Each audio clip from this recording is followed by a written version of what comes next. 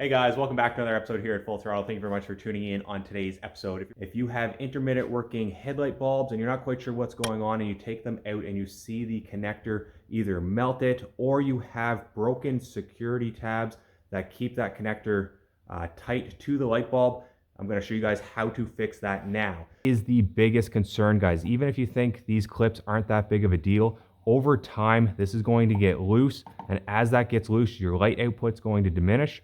But the biggest safety concern is this. Check this out, guys. Look how melted and distorted this clip is. So check out the links down in the description below where I have everything used in today's episode, and this is what you're going to need. So this is not only dependent, this is a 9007 headlight bulb that we're dealing with today, but it doesn't matter what style headlight bulb you have. All of these wire harness connectors are available aftermarket. You don't need to go to the dealership and buy a whole new wire harness. It's going to cost you thousands of dollars.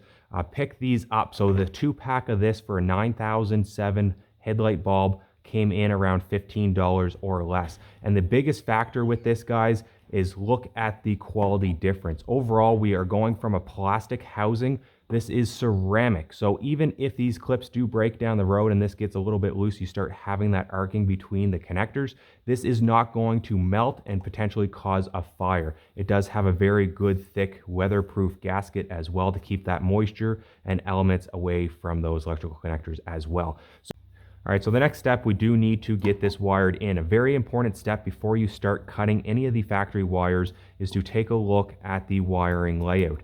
So you want to line everything up for the pin. So you can see this is where the factory clip used to be. That's where the clip and the connector is all the same. So basically what we're going to do is copy the layout. So this green, black wire, or whatever the color may be for your case, and just follow right to left or left to right. So the black green to our black, we're going to be going black to red, and our blue to the red-green wire. So again, guys, just take a picture so you can reference that and don't get it confused as you're wiring it up. The very next step is to take a knife, scissors, whatever you may have to cut these cables.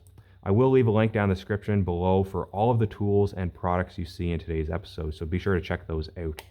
So boom, a little scary, guys, but don't worry, get that cut off. All right, guys, for this next step, you will need some sort of way to strip the wire. I do highly recommend just pick up one of these cheap wire strippers. Again, I'll leave a link down in the description below for that.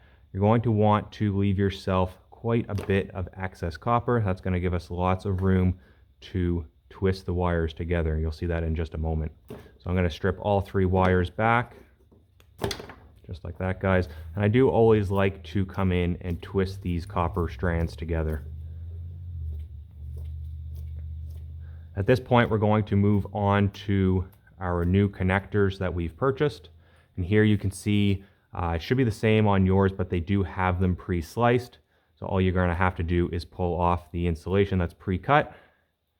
And then again, guys, I do recommend just taking the time and twist these strands together. Now you might be wondering, how are we going to connect these together? You have many different options. You can come in here with a soldering iron and actually solder these wires together, put your heat shrink across them. You can use the crimp connectors. Again, they are good, but they can come loose. They're known for that over time.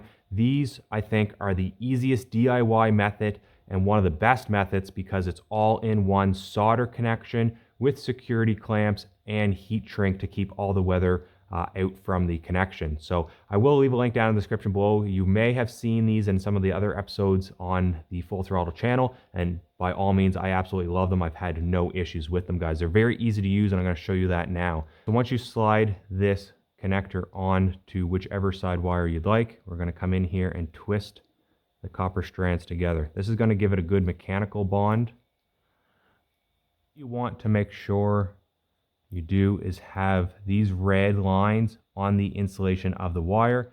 At this point, we're going to take the heat gun and apply even heat, but try to focus it on the solder joint. And once you start to see that solder flow throughout the joint, then you can start doing a larger pattern over the entire heat shrink to have a secure connection. At this point, once everything heat shrinks down, that solder has flowed throughout the connection. Just give it a few moments to cool down, and then we can move on to the next wire. So at this point, we have our red and our black wire we need to connect. At this point, guys, we're going to just repeat the process for the next 2 wires. We now have all 3 wires connected up, and at this point we can now plug in our headlight bulb.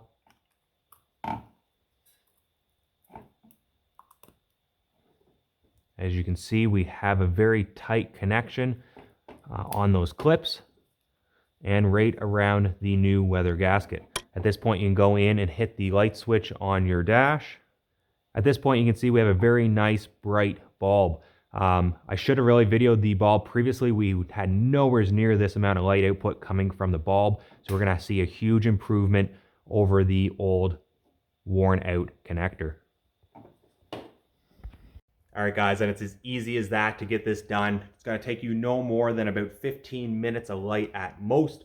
And again, guys, like I said, about $15 to $20. Even if you don't have any of these tools, at about $20, you can get this done yourself at home and save yourself a ton of money and have the peace of mind of the safety aspect, knowing your lights aren't going to cause a fire. And plus, bonus, you're going to have higher light output because you're going to have full connectivity to that bulb. So if you enjoyed today's episode, be sure to hit that like button, smash that subscribe button if you aren't currently subscribed to the channel. And as always, guys, leave your thoughts and comments down below. I love hearing from all of you guys out there. If you want to know or pick up any of the products seen in today's episode, be sure to check out those links down in the description below as well. And until next time, you guys know what to do. Keep her at full throttle.